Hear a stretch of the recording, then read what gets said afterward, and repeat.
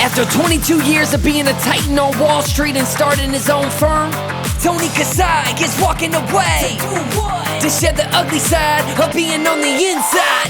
What's up, guys? I know I always say this, but holy freaking shit, I'm happy to be here.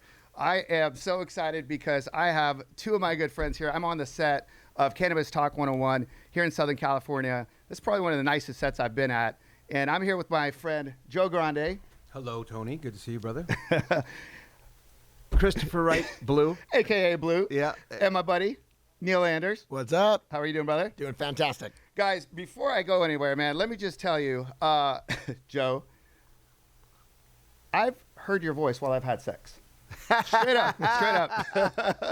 Like literally heard my voice? Like literally, you've spoke, and I've heard your voice for minutes on end while I've had sex. Did you climax? And how about this? It must have been a quick sports update because I'm sure your sex wasn't that long. So it must have been one of my 1-minute updates. And I'm Joe Grande with the news. Yo, when I first met you, I was like, dude, when I was 16 years old, one of the first times I had sex, this dude was on the radio on Power 106. I think it was with Big Boy in the Morning. Yeah. And I remember my girlfriend or chick at the time or whatever, she was like, I love Joe. And that voice will always remember in my head. What was her name? Yeah. I want to meet her again. Does she still love me? Tell her I said thank you. That's very Yes. nice. I'm glad I could be part of the sex with you. Yeah. It's not the first time I heard that, and I love hearing it every time. Yeah. Well, I just thought I would throw that one out there before we get started. Great introduction. I had no idea. Thanks. Yeah. I don't know why I'm visualizing you naked pumping, but okay, Jackrabbit style. Yeah. He's got a hairy back, so, you know. I was a little nervous. I thought I'd break the ice with a little sex joke. Yeah, it worked. It worked. We're blushing. Not only that, that's early morning sex, so that's good sex. Yes. It's on in the morning, so you know what I mean? It's a It good was the time. #1 show. It's got some longevity. Yeah. So you were on that show, Power 106, and I know you were with Ryan Seacrest as well, and you have this whole background in the music scene, right? Yeah, well, my background is radio. My degree is radio, television, film from San Jose State, and I started in actually San Jose, then San Francisco. Did a #1 morning show out there in San Francisco called the Doghouse. Yeah, and it was a real big show. We actually kicked Howard Stern's ass and everybody else in between. Till this day, we're still the highest rated morning show in the Bay Area for the highest ratings ever. And then I left there and went to Power 106 and worked with Big Boy, who Big Boy just got a star on the Walk of Fame. I saw that. Yeah, Congratulations, big boy. Yeah. Which is awesome. He shouted me out in his speech, and it's just a joy to have him, recognize the team that helped him get there. But it's his talent. So being a part of that and doing sports there, which then led me to doing sports, where I was doing the Raider pregame show, and I did the Raiders for several years, and then I did a Lakers show for several years with Victor Brick Jacobs. Wow. And not only that, when I did the Raider pregame shows with Christian Okoye, the Nigerian Nightmare from the Kansas City Chiefs. And it was just an awesome time there. And from that, it was funny because I was the only employee ever to be working with MS Communications, which was owned by Power 106, and at the time it was Clear Channel, which is now iHeart, to be an employee of both companies because I was doing sports over there at Clear Channel. So it was a big deal. I had to go up the rankings to see, hey, can Joe do this? Can we pull this off? Yeah, can both companies approve of this? And they wanted me to announce what I was doing on the sports talk on Power 106. So that happened, but then they pulled me over and said, okay, when my contract ended, we want you to come work over here on KISS FM with Ryan Seacrest, who also has a star on the Walk of Fame, which is awesome. So I worked with Ryan for several years, and then I did full who's sports Ryan? talk. Yeah, exactly. He didn't shout you out during the star. Yeah. And then I went to do that for several years, and in the meantime, when I was doing that, I was hosting my own afternoon sports talk show, and then I did a night's talk show and all sports, and then after that was with Fox Sports. I ended up leaving there, and I went to NBC Sports, and I was doing NBC National Sports. So, and then I actually, it's funny though, I don't know if you know this, Tony, I quit, right? And Neil, I actually literally said I'm done. I moved to Orange County, married my wife, and had the kids. And I'm like, I'm a white guy now in Orange County. I'm doing processing and selling insurance, I'm that guy. And then I meet Blue, ironically, and he does kind of what you just did. Joe Grande from Power 106 when I first met him. When I was a kid, I used to listen to you. He literally said that. And this is a business meeting. I show up in a suit, and I look at him, and I go, fuck you. I'm not that old. You didn't grow up listening to me as you just said you're 16. I'm not that much older than And you I'm like, guys. what? Yeah, you look older. Then we hit it off, and I seen what he was doing as he's the creator of this whole show right here, Cannabis Talk 101. And I was like, dude, this is amazing what you're doing. I went and was a part of his show for a second after I, quote unquote, retired from being on air and doing radio. And I was like, at the end of an interview where they interviewed me because I was doing credit card processing in the cannabis space. I looked at him and was very vulnerable, saying, dude, is it weird that I feel like I could do something to help this show out because what you guys got is amazing? And he goes, is it weird I feel the same way? And I'm like, That's cool, it's a man. marriage. Like, I mean, he could have looked at me and said, you know, it is weird because I don't see it. And thank you for being a part of the show. I did twice. Actually, I told him I didn't like him twice, and he came back. And just came back, and finally I was like, all right, we'll take you. So the career was continued as I tried to retire, and then now I'm back on Cannabis Talk. I think that's something about Chris that he you have an army of guardian angels, brother, because the things that have happened in your life and even us meeting, you know. Sure. And before I get into that story, I just wanted to tell you before I move on to Chris that I really admire the hell out of you, brother, because you were in a scene to where, you know, it's a party scene, there was chicks, obviously you could do whatever you wanted. And now when I look at your lifestyle, you know, you're half the size that you were. I know that you're clean and sober. You have a passion for cigars. More importantly, you're a family guy. And to be able to get out of that world where everything is thrown at you and you got free everything, it's such a cool thing, man. I want to let you know how I much appreciate that, man. It's good not easy. to it's good to hear those words, and I appreciate you recognizing it. A lot of people, you know, don't realize that I have been clean and sober for over 23 years of complete abstinence of drugs and amen, alcohol. bro. Before, when I said, you know, my history in San Jose, San Francisco, when I was doing that morning show and living that lifestyle out there, it was rock star status. Like I said, when I say highest rated morning show, I don't understand if people realize. And not only was I on the highest rated morning show, I had green hair, purple head, red hair, a silver front tooth, nose rings, bleached eyebrows, Literally. nose, you know, just pierced. No, The original jackass. Yeah, I was doing crazy stuff. True story. And, you know, that came with crazy everything you mentioned, drugs, ass, everything you wanted, pick and choose. And, you know, I changed my life and turned Was it it your around. wife that? Not at all, actually. My wife, I met when I was sober, but it was, as you ask, it was...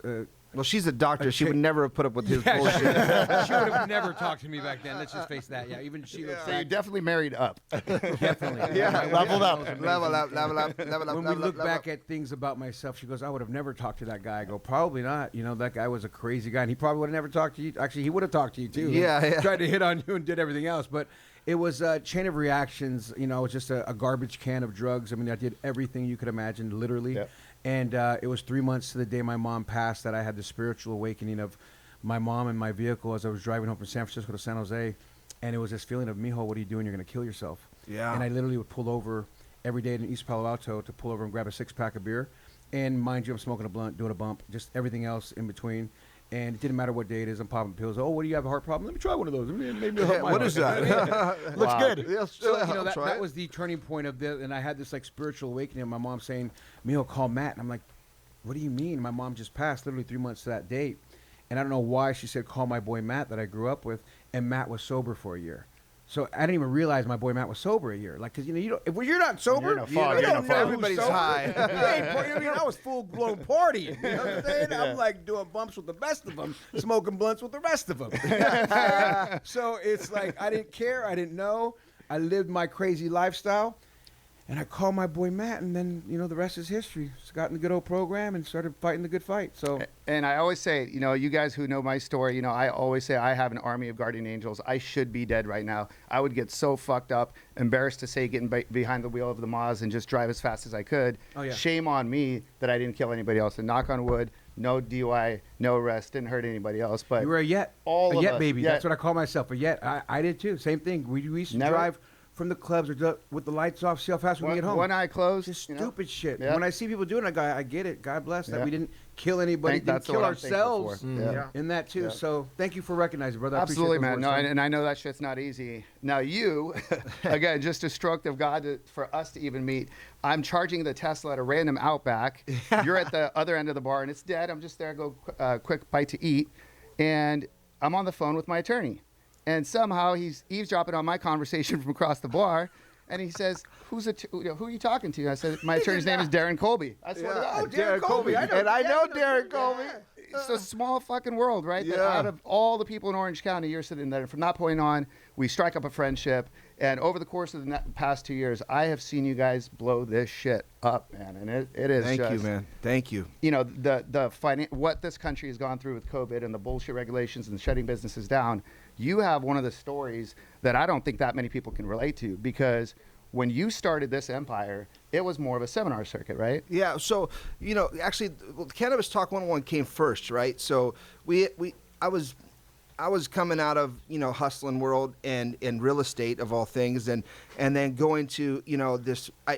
Originally I came from the rap entertainment industry. I was at Death Row in the 90s, so I was one of the only Latin artists over there at Death Row, which is where I know, all the urban rappers and industry heads like that. And then, coming into it, I had a radio show, 101.5 FM, where the guy was like, hey, come do a midnight hip hop show. And I was like, dude, I'm done doing hip hop. Like, I'm that's not my focus. I'm more focused in cannabis. And I was really interested in getting, the word of cannabis out there to people, because I had a deep relationship with it within my home. Cannabis was never illegal in our home. We didn't smoke in the house, but you could smoke anywhere and at any age, and everybody was okay with it, except mom, but dad and uncles, everybody else was like, hear me, ho, boom, so I went through that process, and I was trying to get that out, and this guy kept saying, we can't do cannabis on air.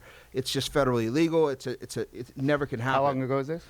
7 years ago. Wow. Yeah, 7 years ago. So he kept telling me, you can't do it, we can't do it, we can't do it. And I'm like, someone's got to do it. Like, someone's going to take this. So I built this show set that, that we're sitting in front of now, and said, you know what, I'm just going to do it in my warehouse where I was, working out of, right?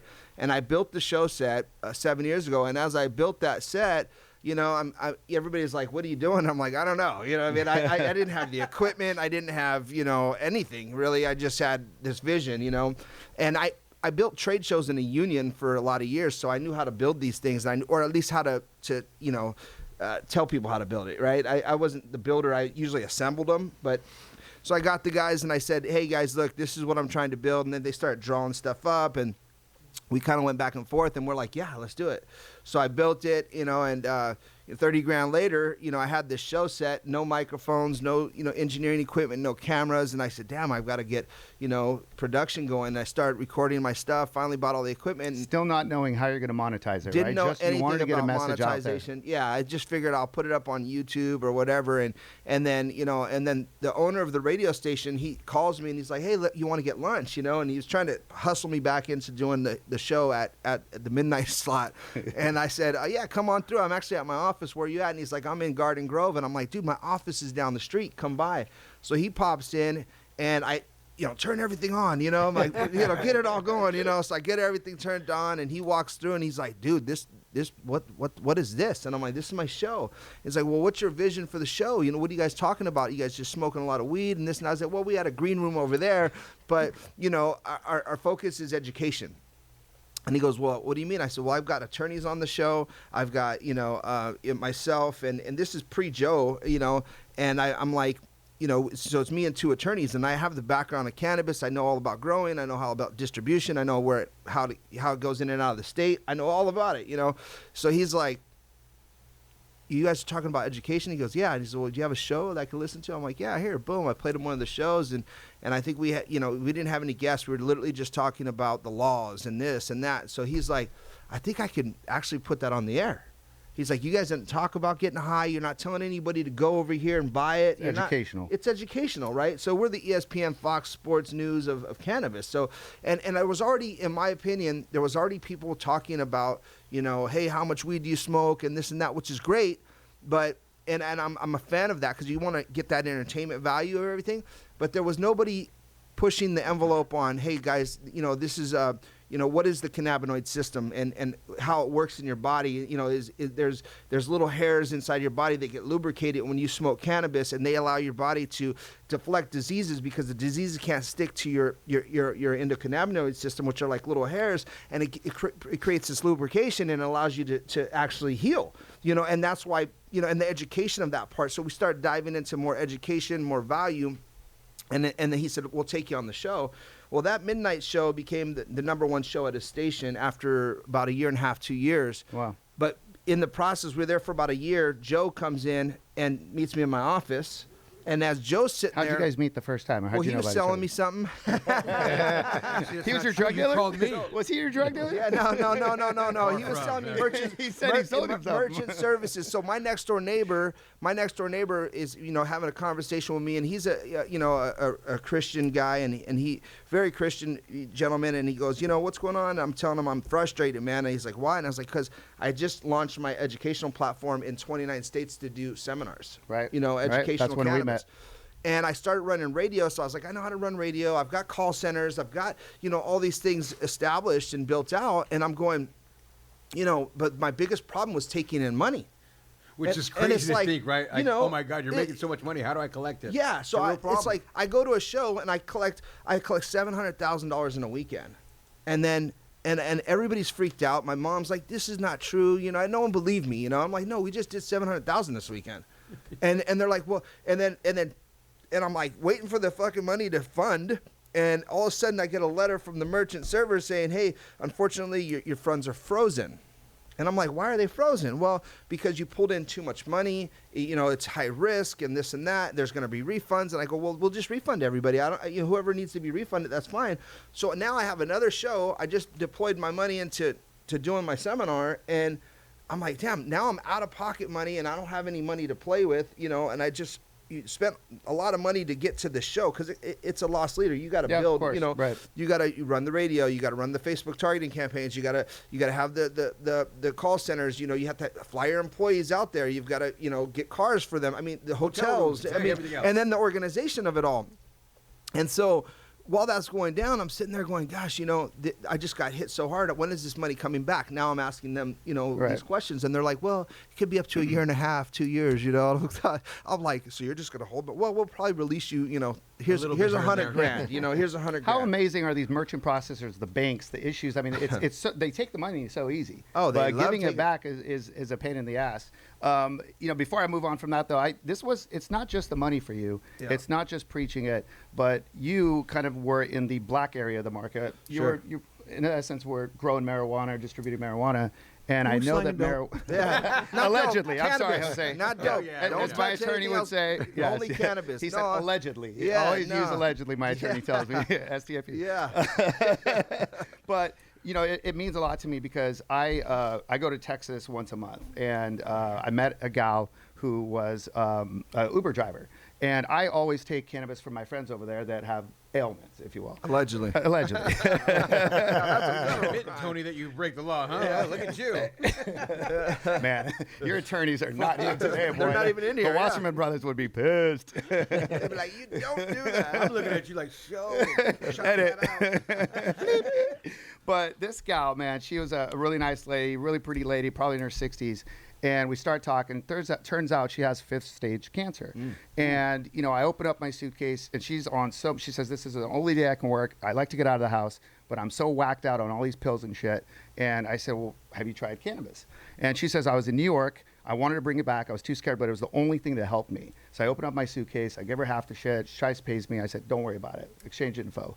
Every month I would go back. And her husband called me about a year ago and says, thank you so much for doing that for her. But she just passed away. And she always Sorry. talked about you and always said that you gave her that life. And I know for you, and I didn't want to make it that deep, but your father had a similar story, and he shared something with you on his deathbed, and that's your mission now. Yeah. So cannabis has been a family business, for all of us except for my mother, and I always say that to protect her because she's very Christian. She has nothing to do with any of the things that we've been involved in. But my father, taught me how to grow cannabis, taught me how to sell cannabis, and taught me the only thing we're involved in is cannabis. Don't get involved in cocaine, don't get involved in any other drug. It's just not worth it if we don't do it. And he told me, if you ever catch you do it, I'll chop your fingers off. So, through that process, I was able to get involved in when at a young age, it was a money grab. I was like, and I started doing it so fast because I already knew it. I had no fear. I was like, I'm not going to disappoint my parents. They know what's up. You know what I mean? So when you have that feeling, you're just like, I'm going.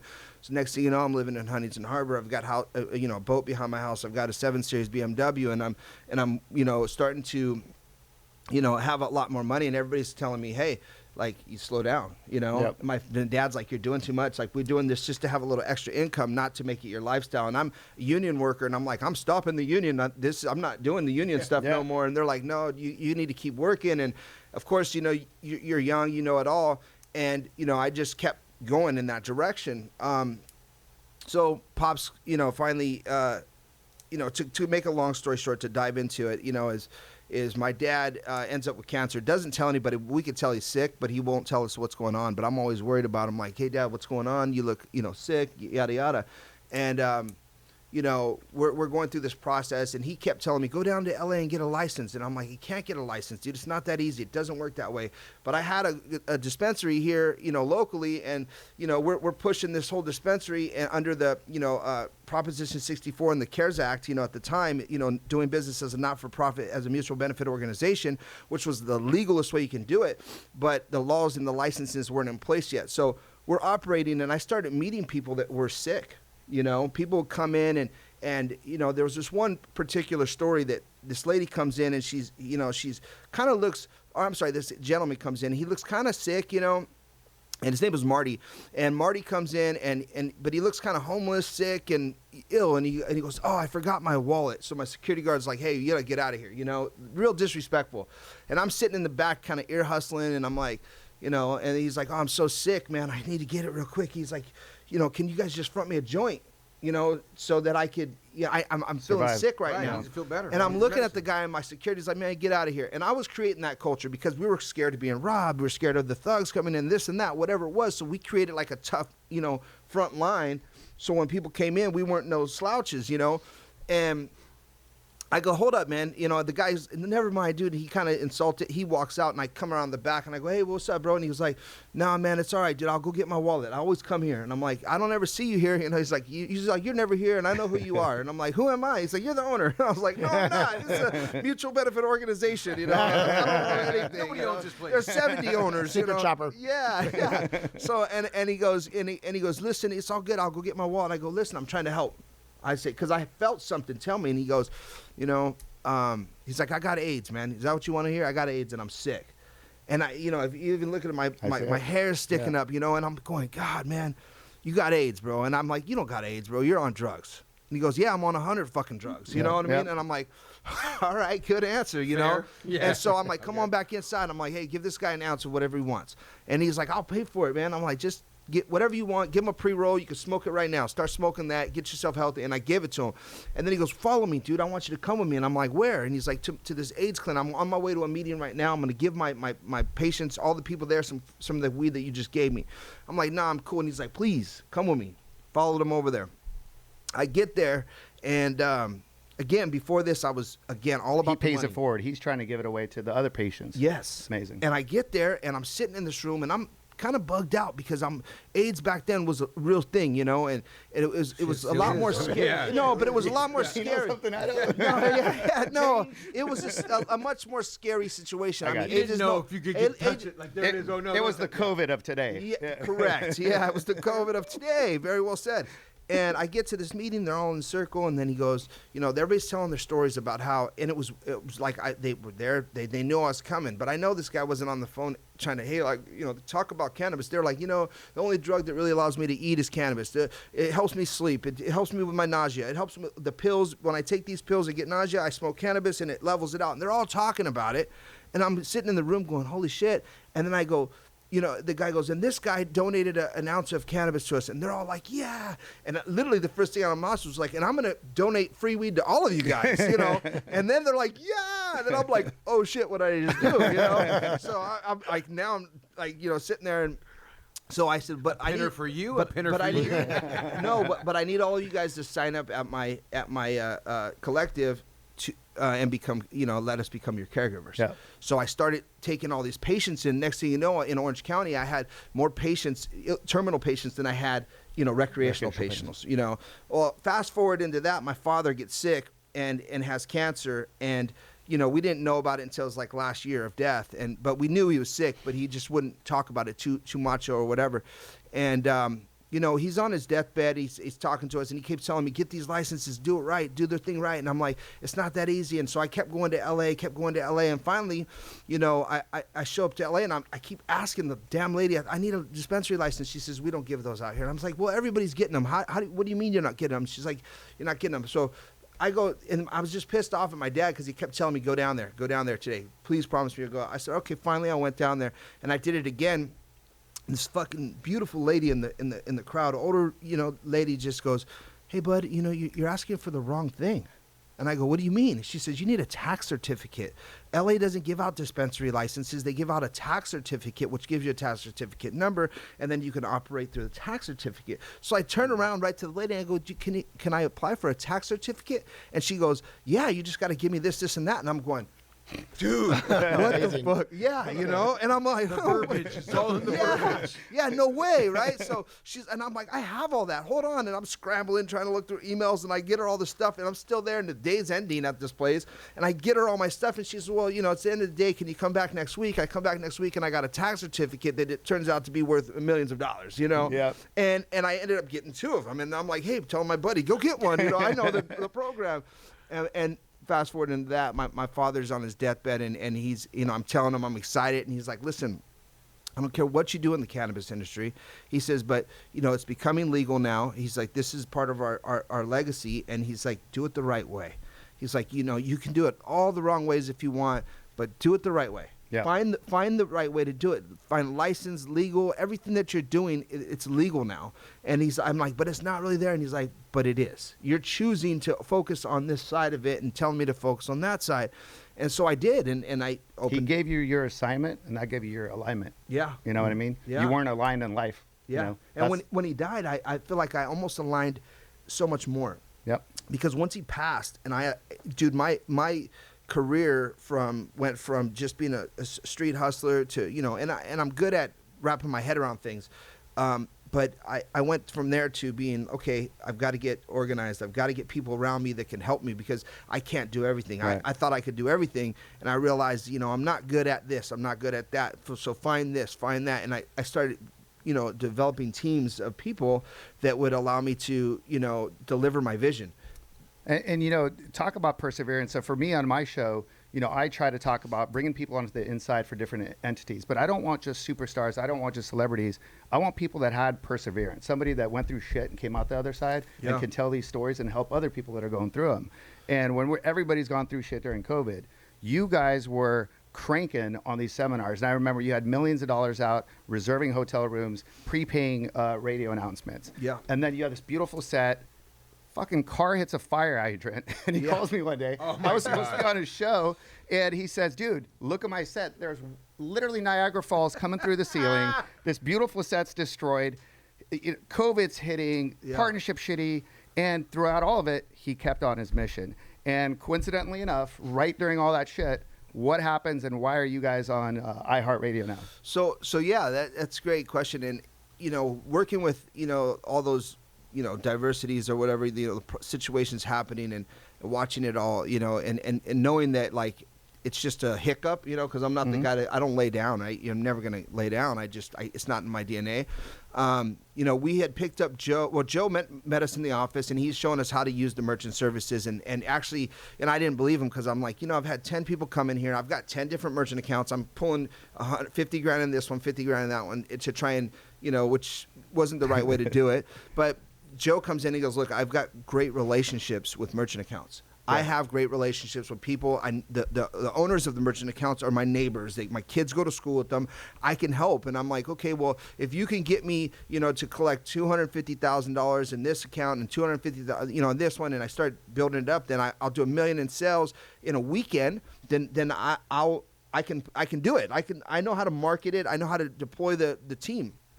And so Joe's like, I could get it done. And you know, it came to a point where I didn't believe him, but at the same time, we're working on the radio show, and the radio show comes out, and he says, look, you guys' show's great, but I want to help you structure it better. And at this point, it's just regular radio here in that building that I was at, not iHeart, not iHeart, international. just KOCI 101.5 FM. And we're on the show, and then Joe's like, hey, look, you know, we need to format your show. Like, your show's fucking awesome. I love it. That's why I want to be a part of it. He's like, but, you know, there's a great dynamic. I see what's going on here. He brought professionalism to it, would you say? Yeah, he had. I mean, you're a pro, but yeah, he has a specific format, and I remember that from the sex days. And yeah, but I've noticed listening to your show and being in studio several times, it's a very specific structure. It's a breakdown, and I think that's probably what the biggest value he brought. Well, for you. it was these guys were great, right? So it was like telling them, I'm not going to change what you do. I'm just going to structure it differently and give it more of a structure. Like, focus on this and tell that story. focus on this and tell it in your way because you're already a professional in the game. You're a legacy market G. Like, and if you talk about somebody, then talk about this, and then bring your experience back. And just kind of like I tell people, it's like putting bracelets, and earrings on a woman or a guy. It makes us look better. We're already strong, good-looking man, woman, whatever it is. But it's the little things. It just needed the little things the show did, right? It wasn't like you needed. It wasn't a huge change. It was little things that made the show. Segments. It was segments. Show. It was segments, breaks, in and out. You know, the conversation, allowing people to breathe. So somebody at iHeart is watching you. Obviously, people are watching. The noise is getting out. And how was the introduction to iHeart? And how did you guys just blow up so fast? So Joe went in there, brought us all down there. It was me. Because he had the connections from the radio days? Yeah, I was in Joe's ear. We need to go to iHeart. We're ready for iHeart. He's like, not yet. But he was like, we're ready for iHeart. It's like, not yet. How many times a week? No, it was funny because as he says that, the funny thing is, you know, with me and my professional opinion, like if anybody else has that professional opinion, I mean, I've worked with the pinnacles of talent, right? And I've been a part of the teams. I've been with the best of the best, so I can see when something's ready, right? And I knew and I know. And at the time when Blue was, we're ready. I'm like, I love you, but we're not ready yet. God bless his heart. I know He's why. hungry. Because I'm not going to air that show for them to hear and use that as the sample. First impression, everything, you wanted to go in there. And I needed it to be where I feel it's right. You know what I mean? Yep. And of course, we're still growing. Because it's his relationship, right? right? It's my relationship you know what and my bottom line reputation that's going to be on the line. Joe, you brought this here. Well, and in my own puny way, I mean, I knew I could have made this call to be here a while ago, and I went through a lot of trial and error to get to this point because you got to be, as you know, a pro to hit those. I look at you guys right now. You have 4 million plus following. You were gracious enough to open up the studio to us, and that opportunity I know wouldn't have come if I said, "Hey, this is my first show. Can you be a guest?" Well, the other thing we would have let you do it. I'm like, please don't air it though. Don't air that one. Cut that out. Yeah. But the other thing I like to use and speak to people on is that some people say, "Oh, they're lucky, they're this and that." Luck may be a part of it, but if you're prepared, then that lucky relationship that you have with, oh, what do you have? Oh, wow, well, you've been prepped, you've been working, you've been doing it. Oh, it's good. Let's go. Well, so it took you 7 years to get lucky. Yeah, well, and lucky that we worked 5 days a week recording shows and exercising, because this is like exercise, right? I mean, you know, the more you exercise, the healthier you look, the better you look, the more that people are like, damn, you're working out. Well, yeah, we're working out because we've been doing it for 7 years, you know? Yep. And to answer your question, to circle back, though, it was him and Big Boy's relationship over at Power 106, because they had the #1 show here in Los Angeles. He brought us in to see Big just to hang out. It wasn't like, hey, we're going down to get a deal, Blue, calm down. I was like, no, but and then we're in there with Big, and then all of a sudden Big's like, you know, I've known Big for years, but I don't know Big like Joe knows Big, right? Like, I've slapped hands with him, I've interviewed him, and he walks in like, oh, I remember you, you know, how you been? And I'm like, cool. But it wasn't like, Blue, what's up? Right. But he's like, I know who your show is because Joe's on your show. And then Big says, Joe says something like, or somebody says, hey, what's up with getting a deal here or working with something? He goes, oh, you guys want to work with iHeart? Hold on a second. Leaves the room. Big leaves the room for 45 minutes, by the way. 30, 45 minutes. And I'm like, Joe, should we leave? Like, I said, nah. He's like, Big will tell you to leave. Big Boy has no problem telling you to leave, bro. Like, we're good. Just chill. Just chill. Yeah, exactly. And we're sitting there waiting, and here comes Kevin Legret, Doc Winters, which is, presidents and, and major program directors at the place. And he goes, hey, guys, you want to be part of the iHeart family? It's like, yeah. It's like, and then he looks at Big. Everybody looks around. It's like, cool, let's start negotiating contracts and this and that. So, but it was just a great introduction, which then led to more conversations. Not overnight by any means. It literally took about a good 6 to 9 months. Yeah, 6 to 9 months. Because from that introduction, we had to go all the way up the channel to talk to lawyer after lawyer, because we were the first cannabis show to be signed to iHeartMedia, right?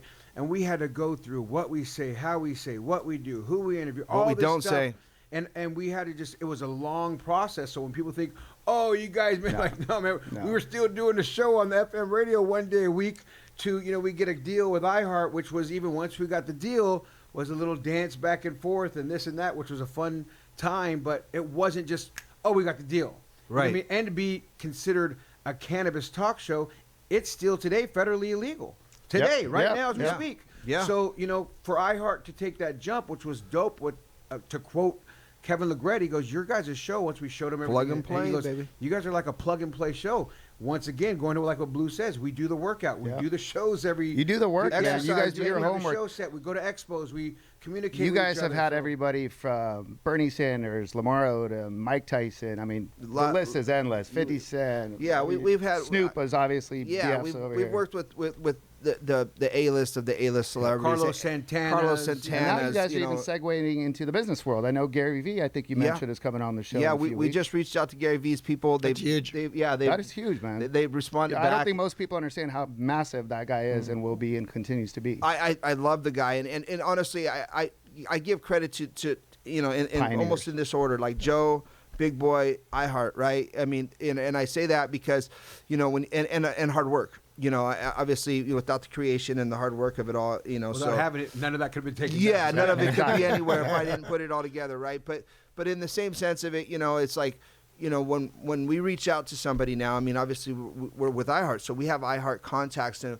if my iHeart, Christopher Wright at iHeartMedia, doesn't touch them, then Joe can reach him at Joe from iHeart, cool. and then if we don't, then we can go up the ladder and go, hey, Big, can you get a hold of this guy, or Kevin, or any of the execs there, and they're like, yeah, no problem. I mean, it's so there's like, pretty much no celebrity in the planet that you couldn't really get access we could get if you wanted them. Yeah, we could. That's really cool. Well, not necessarily not get a hold of. Sometimes they're busy and you hit them at the wrong time, and you have to understand, when you're reaching out to a celebrity, it's not always happens that quick. I mean, I hit Gary Vee's team up 6 or 7 days ago, and then bam, they're on their shit, right? They respond quickly. They're like, hey, we're, this and that. So now our team's taking it and they're building the scheduling, right? And there's always a protocol, right, to get into touch with these people. I mean, there's always a hard way of fishing to get a hold of them if we don't have a personal relationship with somebody who knows them or with them as well. So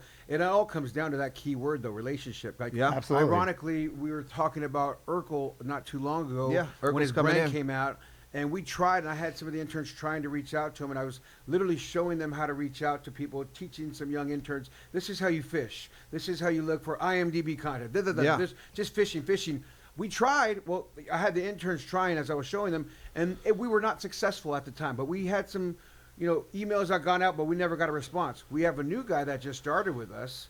Solar, right there, yeah. And Solar did his fishing, had a friend who knew a certain contact. Bang. And he reached out. He's on his way in. Solar got it, and now The intern did what the rookie scored. So, it took a new guy to come in with, my point is, with a relationship of another person that had a person. Yep. So it all comes down to the relationships. But, saying we can just get at everybody each and every time, it's a process, it's fishing, but at least we have a good name and background of what we're doing to be like, hey guys, we're an established show, and would you like to come on? Hearing you guys talk about all this and hearing some of your shows, I saw kind of a disconnect between these guys were coming down and it was always cannabis. But we all know that a lot of these celebrities, and let's just use an athlete or Lamar Odom, where they get a lot of money and they get it too fast. They fuck it up, they blow it out, they got too many people chirping in their ears. And because of the following you guys have had, I'm really excited. If this happens, guys, this is just going to be awesome for everybody, I think. But we've been talking and toying with the idea that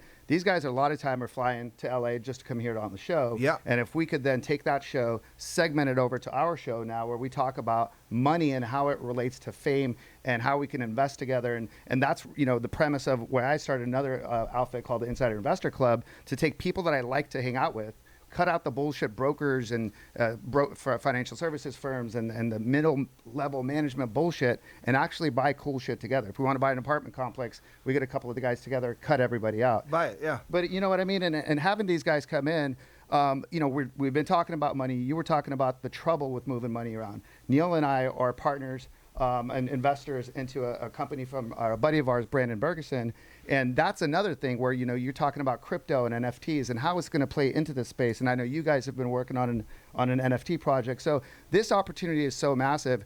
I wanted to get you guys a taste of what we've kind of envisioned. Now, this may or may not happen, but imagine if we had a celebrity here, if we had one of the largest dispensary owners who's pulling in $1 million a month. What is their number one problem that they're hitting you up on, Neil? Because Neil is the number one mortgage broker in the nation for American Financial Network. And, everybody that I send to you, somehow they get a mortgage, even though they shouldn't be in a house. But Yo, we found it was a real issue about 3 years ago. I had a mutual friend introduce me to someone, and he was like, look, you know, I'm a legitimate business. I pay my taxes. I have an attorney. I have LLCs.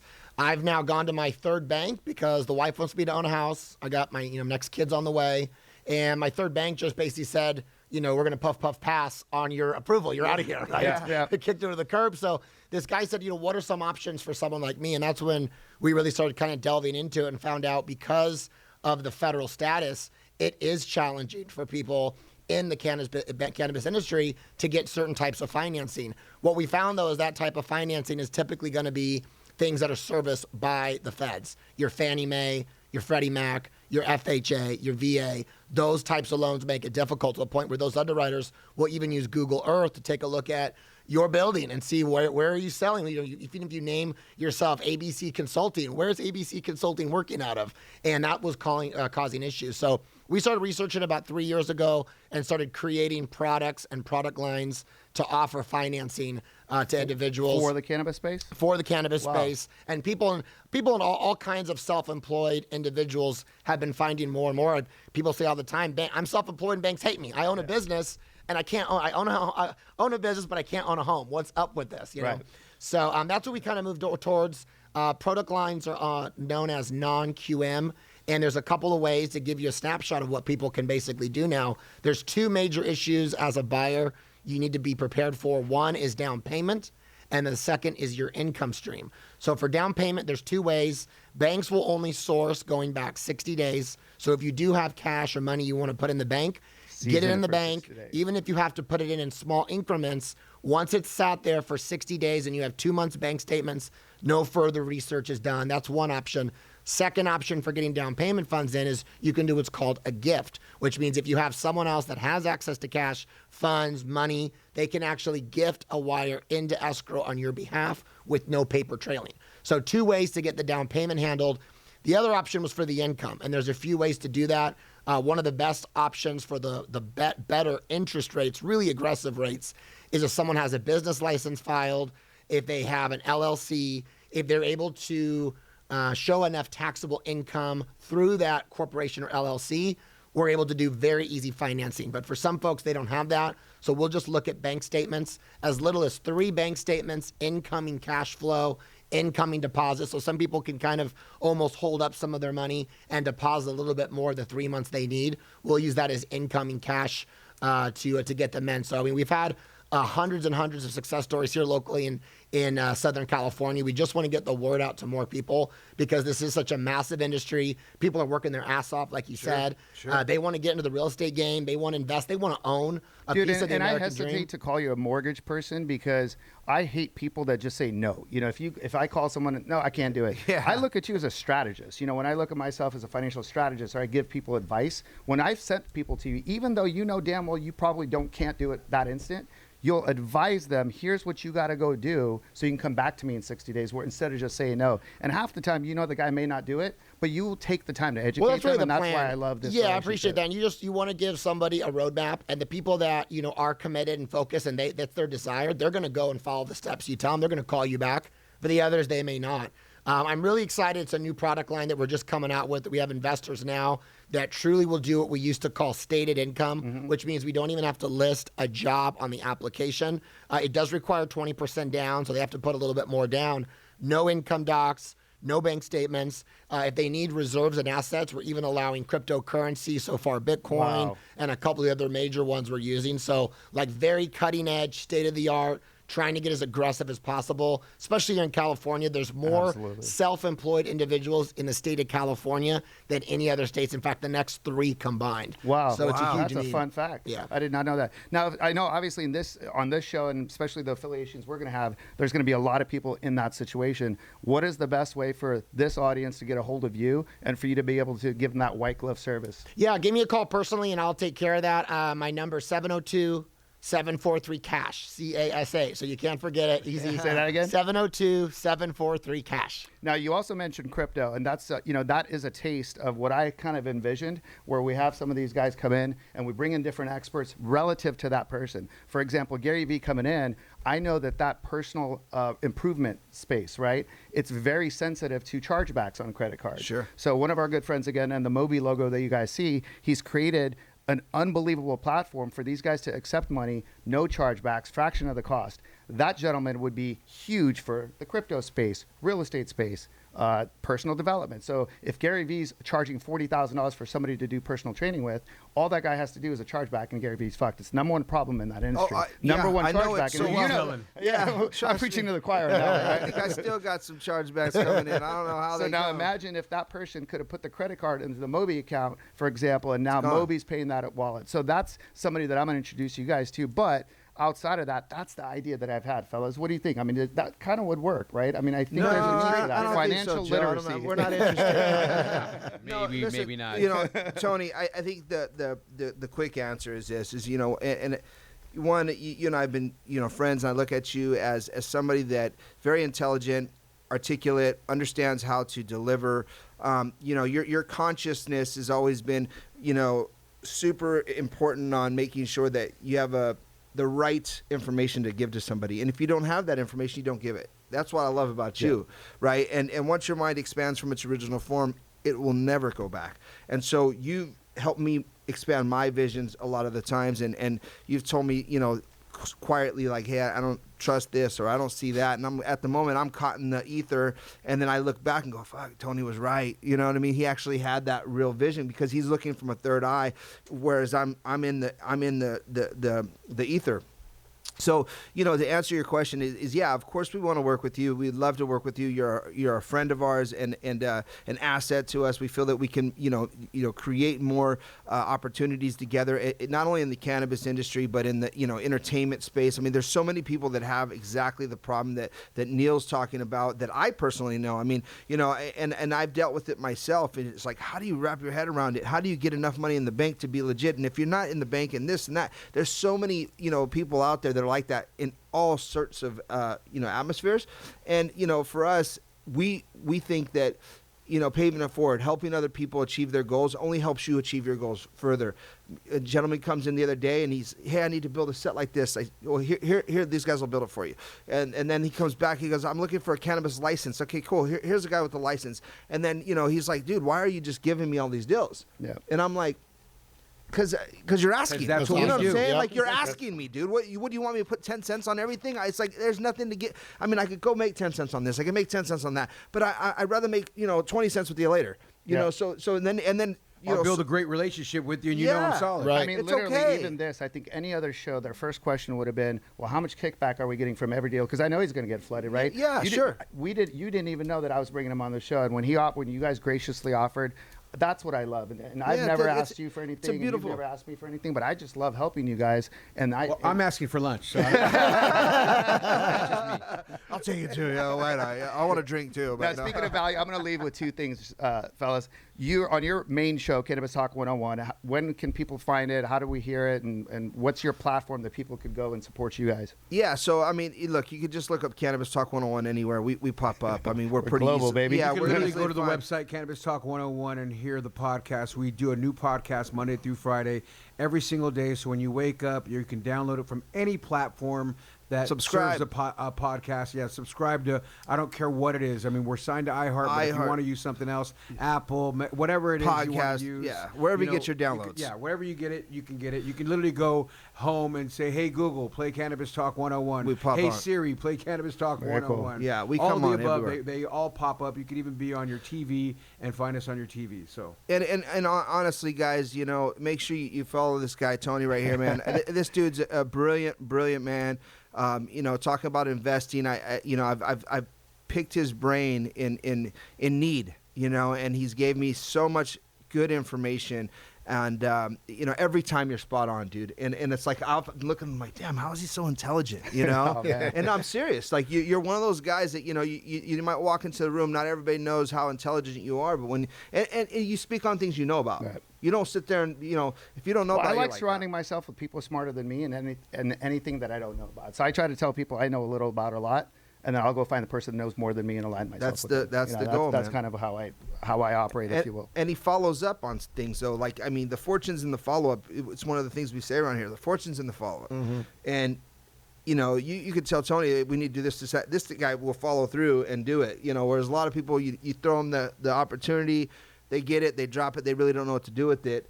You know, you don't really take those opportunities unless they're real. So that's why I admire about you and I appreciate our friendship. And as we are stroking you, I Look at would that. like to Boom. give you a good stroke too, because one thing I admire about you, Tony, is I was hosting a fundraiser event for this lady, and it was at the Irvine Comedy Show, and you showed up and supported the fundraiser out of left field. Didn't realize, didn't know, and I was like, you know, I'm working as a host, doing random things here and there, whatever, and you supported this cause for children that could get teddy bears, and there I was a forgot book. about that. Yeah, you forgot all about that, right? My point, you showed up solo bolo, went there, we went out to dinner afterwards and hung out, and it just meant the world to me afterwards, thinking, we already met, hung out a few times, but for you to show up to something that, A, we weren't the best of friends at the time, we weren't hanging out 3-4 times, whatever, but you showed up to an event that you seen that I was hosting that was beneficial to children, Yeah, and I was like, that meant the world to me, dog. So thank you. Thank you. Yeah, I actually forgot about that. And definitely children have a soft spot in my heart. And with you guys, I know with your audience, you always give back and you always give lessons. In your main show, you have two gentlemen on that are called the Pop Brothers. They're a lot of the Wasserman Brothers. And you guys literally tour the nation. There's 3 festivals, multiple trade shows. So now that you guys have seen this brand, you know, these fellas, you know, you can literally see them anywhere. You got a tour bus now. And there's, what's the next 3 festivals you guys are at? So we're actually at the Counterculture Convention at the George Brown Convention Center, October 9th and 10th. We're going to be doing the G4 Live Budtenders Awards May 12th through the 14th. Also, MJ BizCon is the 19th through the 22nd in Las Vegas. I mean, we're booked in just about everywhere. I mean, that has anything to do with cannabis, and if not, then it's probably not that dope of a show. And you can find us in Las Vegas at the for the after parties in Las Vegas. We're doing the rooftop terrace at the Hustler. With Neil and I will be there. Ah, yes. We were going to invite Really, you guys ourselves. should come to that. That's gonna be a good No, one. and speaking of, like, when you know, one thing, Neil, that you know is, you know, the ability to build relationships are priceless, right? So when you're talking about the things you're doing, you're really building relationships, right? You're getting people funding, you're financing, you know, whatever. That's great, but that relationship that is much further than what you've just done for them, 100%. you know. And I admire that about you too, and I appreciate it, and I can feel that you know, when I'm sitting here, that your energy, your intelligence, and what you're trying to do. A lot of people do just give you the no. Yep. You know, and it's like, I know, because I've been that Or guy. I'm focus like, on an easier industry. Right now, mortgages are easy to do, but he's focusing in such an... It's a pain in the ass. He's working harder, but serving a community that would be underserved. yeah. You know no, what I mean? absolutely. And speaking of, like, the biggest, one of our sponsors is Planet 13, and they're the biggest dispensary in Nevada and in California. And, you know... In the world in Nevada. The one in Nevada In is the the largest world. in the Is it world. really? Wow, I didn't know that. It's the biggest in the world, and the biggest here in California, and it's just here in Santa Ana, so it's our neighbor company, and, you know, and they're on the same path of helping, you know, people as well. So I find it very interesting that what you're doing. I appreciate you as well, Neil. Thank you very much. awesome. Appreciate you guys. And you know, I wanted to leave with the slogan that you guys have that I hope people listening can one day be saved. And I always say, if we could touch one person, and it's the legal system that fucks with drugs, and how a guy could get caught with a little bit of weed, destroy his life, but then the guy with the, you know, could steal $12 million like my asshole criminal ex-partner did, and went to prison less than 4 years. So there's such a discrepancy there that I love the value that the Pop Brothers bring. Yeah. And you guys have a slogan. It's STFU. Yes. And very briefly, explain to people what to do when they get pulled over for anything. So I'm not discussing my day. Am I being detained or am I free to go? And if detained, Actually, let me start off. okay, you go ahead. You go ahead. Why did you pull me over? Right. I'm not discussing my day. Am I being detained or am I free to go? If detained, you say, I invoke the fifth, and then you shut the fuck up. STFU. And the reason for that, guys, is not to give cops a bad name or a bad, you know, we love love cops. police officers, firefighters, first responders, you know. it's important that you know your rights. Your rights. Yeah, and so especially whether or not you're doing anything wrong, it's nobody's business what you're doing at that moment, other than here's my ID and here's my insurance. And even if So you get pulled over, there's always the, why did you pull me over? That's a legit question to ask any police officer. And you then don't have to where are answer you questions, going right folks. now? I'm not discussing my day. Right. And then they're And like, that's hey, perfectly legal. A lot of folks get nervous, and at my point, I used to tell Mark and Craig when I first met them, that shit don't work for me, dog. That may work for you guys. Yeah, Being yeah. nice, Yeah, good-looking, well, white, they're white. older. Jewish, You're like, the yo. Jewish attorney in the suit. Yeah, you're like, no. Rondé and Blue get pulled over. That shit ain't happening. Yeah, Like they're that. like, And then- step out of and the his car. answer was, which was great, you're right, it might not, and you might get your ass whooped. But as long as you shut the fuck up, we have a better chance of getting you out of it. It's true. And making you some money from it. So just follow the Get script. your ass kicked and get paid. Well, Literally. yeah. That's the scenario, because like it got me to the point where, and then that's when I heard that finally. I was like, okay, you're not telling me that this is truly going to work, but for my best odds of getting out of it, regardless, that sticking to the script will help. And me I out. love the fact that just like cops have their own Miranda card, you got your own Miranda card that you just read off of your laptop. So what are Yeah. those lines again? Exactly. So if you get pulled over, the first thing out of your mouth is, why did you pull me over? And the cop's going to say, what are you doing? Where are you going? Hey, did you just come from that dispensary? Did you just leave the bar? Say you're just drinking. And I'm you not literally discussing say, my day. I'm not discussing my day. And it's like, well, where are you going? Where are you going today? Am I being detained or am I free to go? What do you mean, Blue? I mean, what are you, a lawyer? I invoked the fifth, sir. Get out of the car. STFU. Listen, you get out of the car, though. You gotta- Okay? you have You to- still yeah. have to follow. Let me see your Yeah, ID. yeah. You still So many have to times. cooperate Cooperate, with the things yeah. that they You gotta ask do it, for, yeah. But you do not have to verbally say anything. But But you Incriminate do have yourself. to, well, you do have to verbally say, I invoke the fifth. That one you do for because sure. if you don't say that and you just don't say anything, They can be you're still. So aggressive once with you you. invoke the fifth, right? They back know off. that you're pretty much And the done. other key thing is record. Get your phone on and record. Always film the police. Start To your filming point, right away. especially if you're and, not and it's, white. again, it's not, or ask them to film. Ask them to film. And look at this. This is, designed to again to show you that you have rights and to let the officer know that you're intelligent And enough you to respect know them. your You're rights. not being an asshole. Don't- You're not yeah. No one's screaming saying at them. disrespect I them. No think one's that's saying the fuck problem. you. A lot of No, these no. guys are getting their ass beat, and they probably deserve it because Yeah, they're being yeah, assholes to yeah, the yeah. cops. I don't know And about that. I I don't know think about some of deserve that- it. not I don't all think of anybody them. deserves to Some get beat, people but do. some of them Some are being people really do. disrespectful Absolutely. towards the cops. There's a fair share of people that don't know how to. Disrespect means still get your ass whooped, so I'm going to sit here and argue with you, and I'm not going to allow you to say something like that where I don't agree with If you. he pisses Nice, me off, nice. You know what I'm Fair saying? enough. You know what I mean? Yeah, I'm not going to sit here and we let beat you each say other up something all like the that. time. Hey, Nah, no, dog, but- I don't think that's right. Even but- if I'm disrespectful, you can just gotta- you can shut me up, but there's some cats Well- out there that have been so disrespected by the police sometime. What's the last straw? I got You you. feel me? So I I got feel you, for Phil, these yeah. people I out hear you. there You know what? I that get it. respect And if I'm having a bad day, my dad just passed, my mom's in the hospital, and you're coming up and harassing me, fuck you today. Yeah. Like, so Yeah, there's I feel different that. days, Yeah, there's yeah. different You tones. never There know. is. That They're you the ones can't with sit the here and badge. You're on say, the onus. I'm not Yeah. going to allow you to Some say that people- without correcting you, but in no, a but that's- respectful way. But you know what? I thought about that too, and you're absolutely right because I think at the end of the day they have a badge, and the pressure is on them to be able to. And it is, and like I said, I respect them. situation. And I look at people who didn't do it, and I say, you know what, you provoked them and pushed them, but fuck, what was your day like? Yeah. You know what I Yeah, mean? no, there- How many times is the shoe flipped on the other script? And if the cop did that, it's still not the right way. You know what I'm Right, saying? No right. matter what, it's still not the there right are way. there are there's civil servants, and at the end of the day, police. I think police, sometimes overreact, but I think sometimes there are people to People do to overreact. play devil's advocate with Tony, because I agree with him in some way where I think he meant.